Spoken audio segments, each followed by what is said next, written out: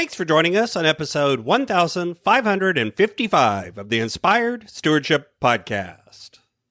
I'm Stewart Ervin. I challenge you to invest in yourself, invest in others, develop your influence, and impact the world by using your time, your talent, and your treasure to live out your calling.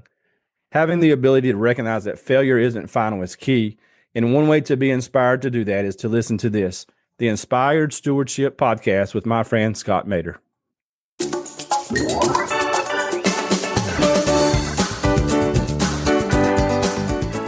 I have one client who has a goal to give away $1 million a year. And so when we do our annual planning, obviously he's not in a position to do that today, but we're starting to build that. And so we've got an 8-year plan to say in 8 years, we want our business to be this level from a revenue standpoint to produce this amount of profit to be able to give $1 million away. Welcome and thank you for joining us on the Inspired Stewardship Podcast. If you truly desire to become the person who God wants you to be, then you must learn to use your time, your talent, and your treasures for your true calling. In the Inspired Stewardship Podcast, you will learn to invest in yourself, invest in others, and develop your influence so that you can impact the world.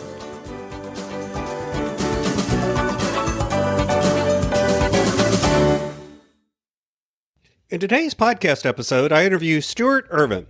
I asked Stewart how you can get unstuck as a business owner. Stewart also shares with you how important communication is to business. And Stewart also talks about how you, your calling, and your business all need to align with your money. I have a great book that's been out for a while now called Inspired Living. Assemble the puzzle of your calling by mastering your time, your talent, and your treasures. You can find out more about that book over at inspiredlivingbook.com. It'll take you to a page where there's information and you can sign up to get some mailings about it as well as purchase a copy there. I'd love to see you get a copy and share with me how it impacted your world. Stewart Ervin, the driving force behind Bracket Management, a premier fractional CFO company. Stewart is a seasoned expert in the manufacturing industry with an impressive track record of helping businesses optimize their financial performance and strategic planning. Stewart's unique approach blends proven corporate results with a deep understanding of the challenges faced by many small businesses. At Bracket Management, Stewart and his team provide invaluable services that help businesses achieve clean financials, efficient operations, and strategic direction. Their clients see remarkable results. Welcome to the show, Stewart. Thanks, Scott. Appreciate you having me. Absolutely. It's great to have you. So I talked a little bit in the intro about some of the work you do over at Bracket Management and how you've gotten there. But I also know that intros and bios and those sorts of things are like the Instagram photos. They just show the highlight reel. They don't show the whole story. So take us back in time a little bit and talk about your journey and what brought you to the point where this is the work that you're doing. Yeah, it's really wild. So I've really known ever since I was super young, 13, 14 years old, that I wanted to go into business. I just didn't necessarily know what route, but it's entrepreneurship, corporate, small business, so on and so forth. So my dad started his business when I was roughly around 14, and I started working in that business at that time, and he made me start at the very bottom and work my way all the way to the top. Now, I had no clue how that would play into things when I was in my late 20s, mid 30s, but it really built to where I am today. So I learned every aspect of the business. And so in my early 20s, the late 20s, really, I was focused on, I tried everything. I went corporate, I went entrepreneurship, and I really was somewhat struggling to still trying to figure that out. But from a financial aspect, the corporate route was where I had to go. So I had a failed business. And again, all of this was just learning and puzzle pieces that were being put together. So in 2010, I went back into corporate America per se, and my job at that point was supply chain. And so I knew enough about operations and supply chain and so forth that I was the guy that was sent out to turn these suppliers around if they weren't supporting the program. And so I had to go in blindly and say, okay, something's going on. Your on-time delivery is not supporting where we're at, and I've got to figure out what's up. Mm-hmm. And so for 4 years, I'd go in these companies and I'd get them back on track, and I'd get them back on track. And it really was things that I learned back when I was in my late teens, learning how to do that. So one of the last major companies I turned around from a supplier aspect actually hired me and said, listen, I really like what you're doing. I like the way you operate. I need to sell my business, and my business is really messed up. And I need to bring you in and help me get everything like properly diversified, get my financials in line. I need to step away and sell because we need to grow it some, and I need you to help me run it. So that was the thing for me. That was the switch. I went from like really turning around just operations to entire businesses. Mm-hmm. And so for the last 10 years, I'm taking the tools that I learned in my late teens and the experiences I had in my 20s, and I've been turning companies around for the last 10 years.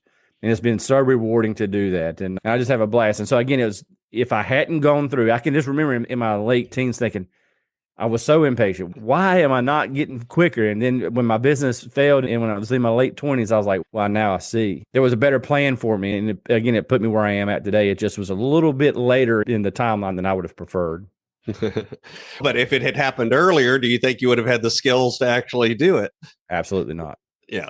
Absolutely not. Yeah, the reality is the cherry on top really came when in 2019, where I basically landed the largest P&L that I had ever managed. And that's where I really learned a lot of the strategy stuff that I apply today. So again, before 2019, it was fairly operations focused. In 2019 through 2022, 23 timeframe is where I really put all the strategy stuff in place and really saw what it was like to run a very large organization. But I couldn't have gotten that gig had I not built up to it. How today, when you think about the businesses that you work with, because small business covers a lot of ground, yeah. From a solopreneur operating out of their back bedroom all the way through to several thousand employees and millions of dollars in revenue. So when you think about where you focus or where your sweet spot is, what does that business look like? Yeah, so for me, my current clients range anywhere from 1 to 30 million a year. Actually, one of the largest ones we're dealing with now, we're looking at doing a $30 million acquisition. So it'll take us up to 60 million. So it really ranges. For me, I focus heavily in manufacturing. That's not to say that what we do doesn't transfer over, but I've got 25 years of manufacturing experience. So it's fairly easy for me to walk into a business and be like, within a couple hours, just walk through the process. Okay, here's probably your issue and kind of dive into it. So for me, we really focus on 1 to 30 million is our kind of our target. Our goal is to get you to 50 million because at 50 million, you probably can hire a full-time fractional CFO. But again, manufacturing sector primarily is what we focus on. So one of the things I like to highlight on the show is the intersection of our life journey and what we do with our faith journey and how that's developed us or impacted the choices that we make. Share a little bit about what that's looked like for you. Yeah, so I was born and raised in a Christian home, Christian parents, went to a Christian school my whole life. I've been active in church my entire life. I really have never fallen out of that. And that's not to say my faith journey hasn't wavered, right? There were times I questioned everything I'd ever been taught, particularly when things were tough. And there were really seasons, and my wife is, I'm really worried about where you are mentally and spiritually. And I'm like, yeah, I am too, because my whole life I've believed this. But I think that made me dive deeper into what I knew and studied and researched and just really foundationally, just really reiterated what I felt like as a Christian. And so for me on the business aspect, again, as the businesses kind of things I've done is wavered and been struggled, it's been in and out. But throughout the entire process, I have seen the Lord's hand in everything I do. And I actually was reminded of this recently from my second son. And he was like, God's been good to you in your career. And I was like, yeah, I would agree. Where's this coming from? And so it was really the second company that I was focused on turning around. Things were not going well, but I was so emotionally committed to that company.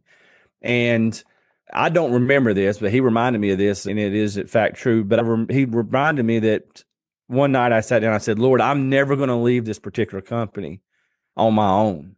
If you want me to separate from it, you're going to have to make it happen because I think I'm too emotionally attached. The very next day I was fired. And if I'm no lie, but that's pretty clear. yeah, I was terminated. So I was floored, but also I somewhat knew that, okay, I had just prayed that.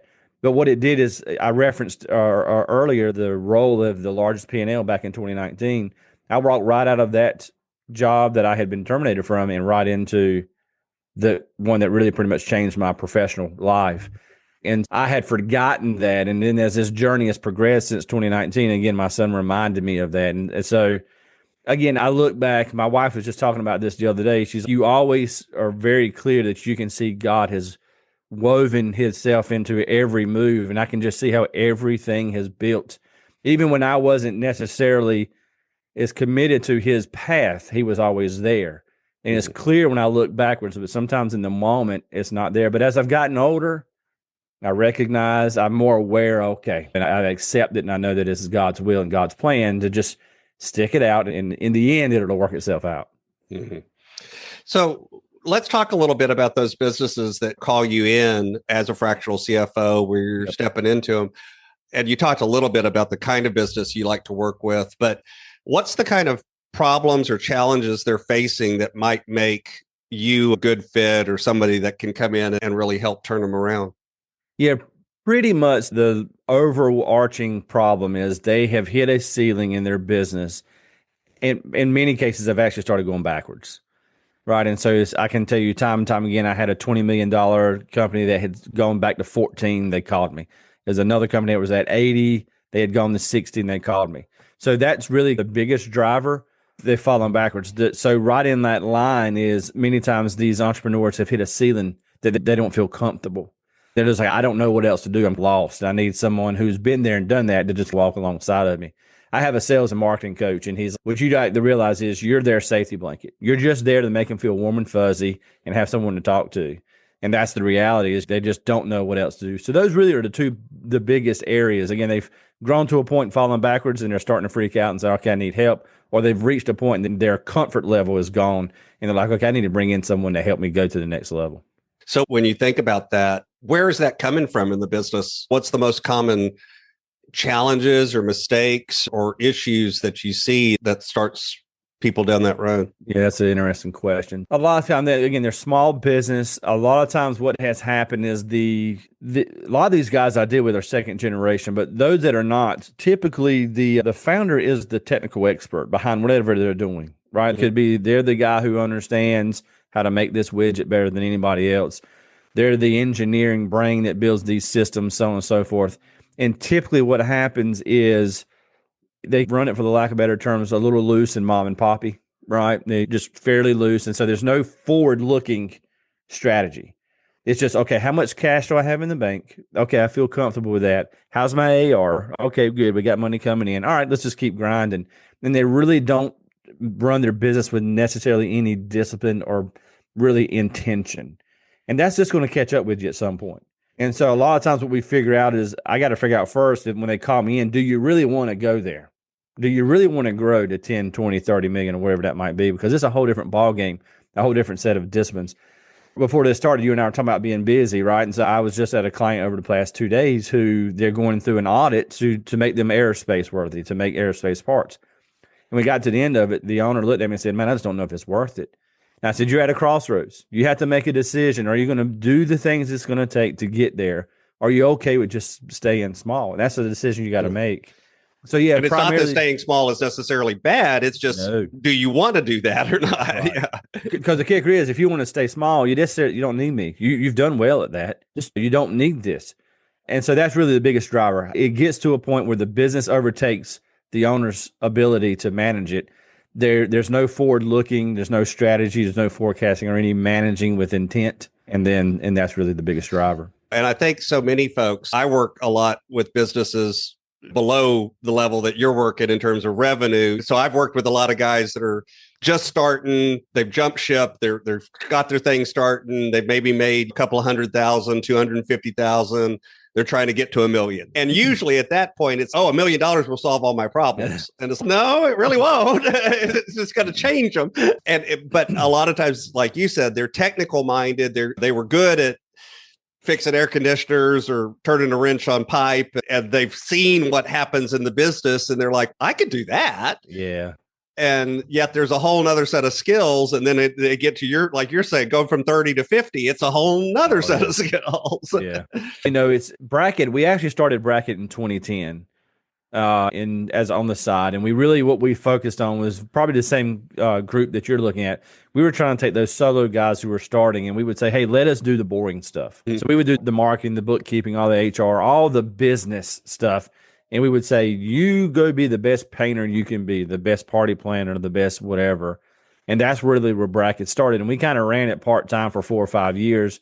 Then we shelved it because, again, we recognized it was probably something better to offer. But yeah, Bracket started with the same group, same clients. Again, because we recognized that we had so many people say, I just want to go paint. Right. I just want to go remodel. I don't want to do all this other crap. And yeah, that's where we really got the idea to start it. And again, that's the thing is if all you want to do is turn a wrench or paint or whatever, that's fine. There's nothing wrong with that. But just realize that there's a cap to that. You're going to only get to a certain level, and that's as high as you can go because at some point your time is finite. You're everything else, and you're gonna run into that cap.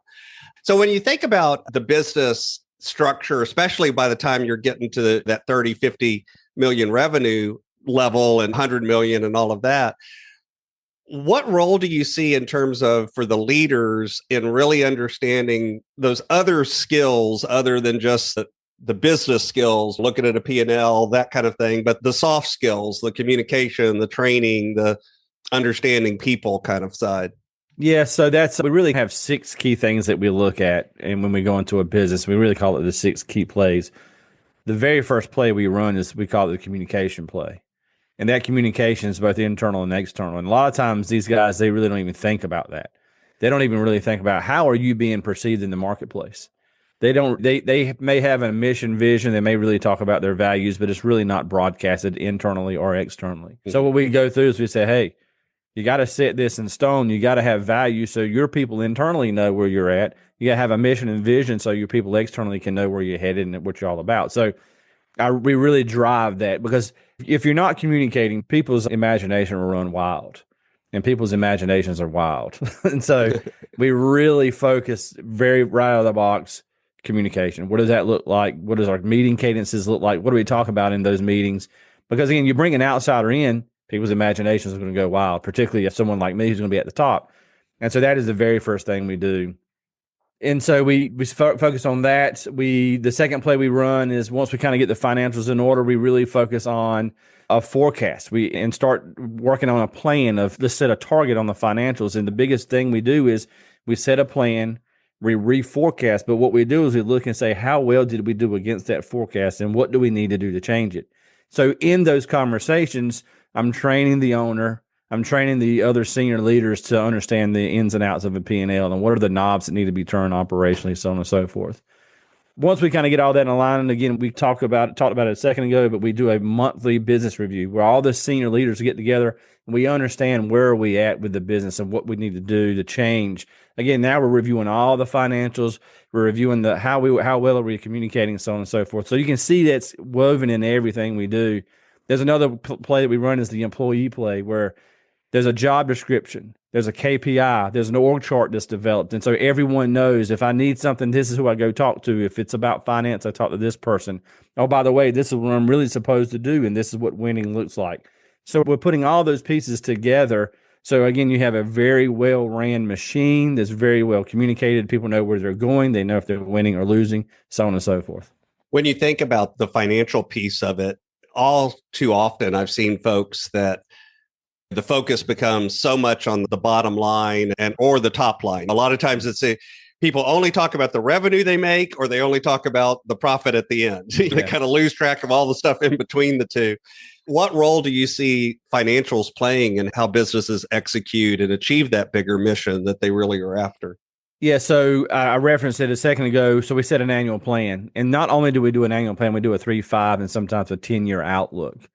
And so what I attempt to do when I go into these businesses, I try to find out from the owner, what is it that you really want? What is utopia? Is it that you want to grow this business and go to the Bahamas?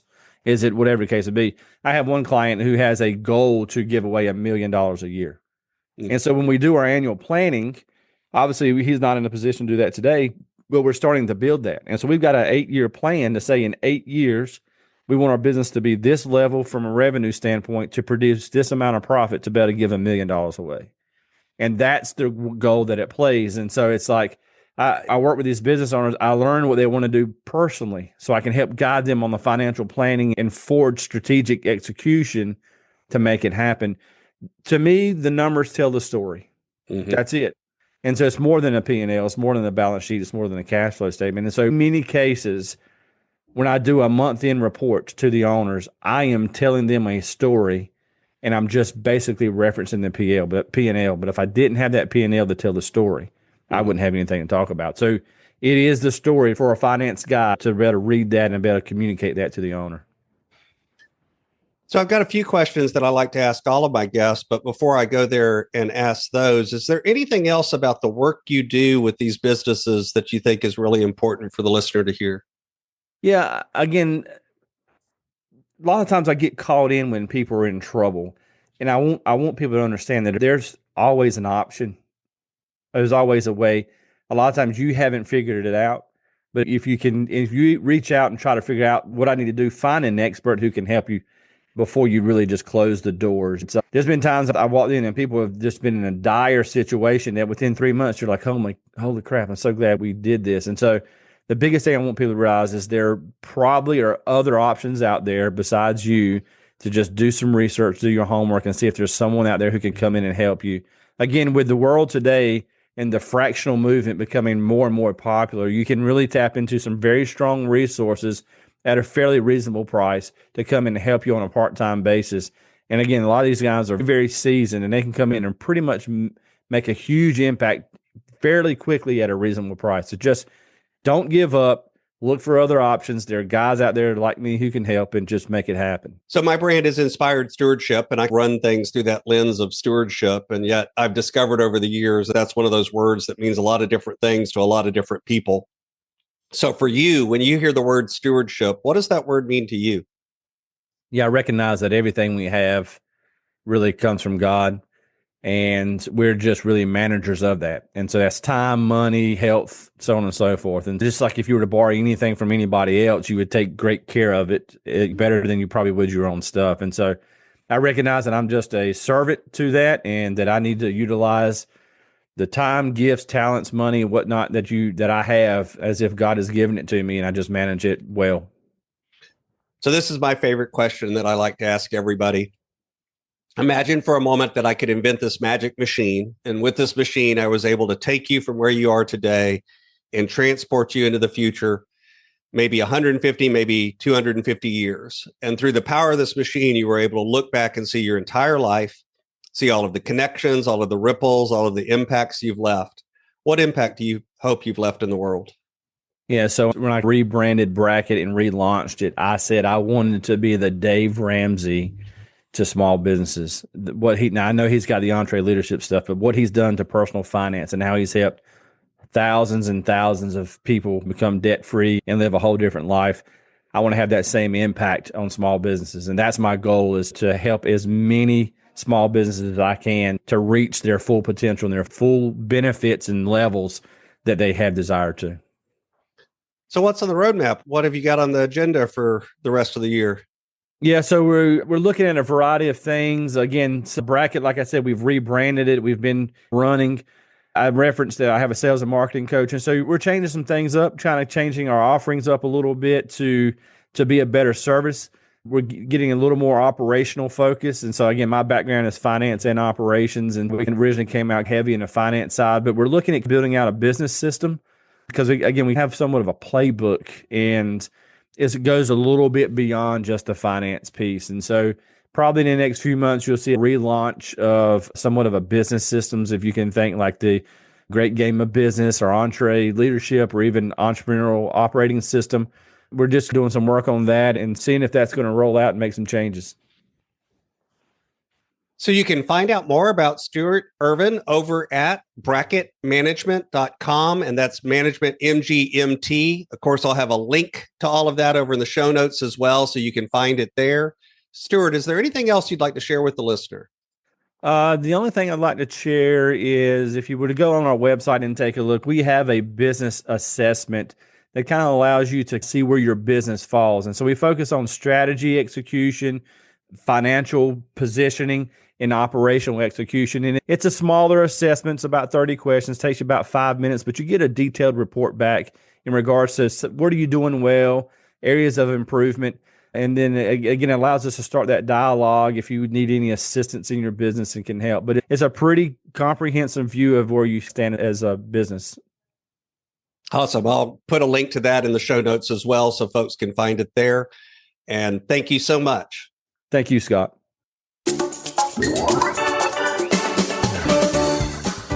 Thanks so much for listening to the Inspired Stewardship podcast. As a subscriber and listener, we challenge you to not just sit back and passively listen, but act on what you've heard and find a way to live your calling. If you enjoyed this episode, please do us a favor. Go over to inspiredstewardship.com/iTunes rate, all one word, iTunes rate. It'll take you through how to leave a rating and review and how to make sure you're subscribed to the podcast so that you can get every episode as it comes out in your feed. Until next time, invest your time, your talent, and your treasures. Develop your influence and impact the world.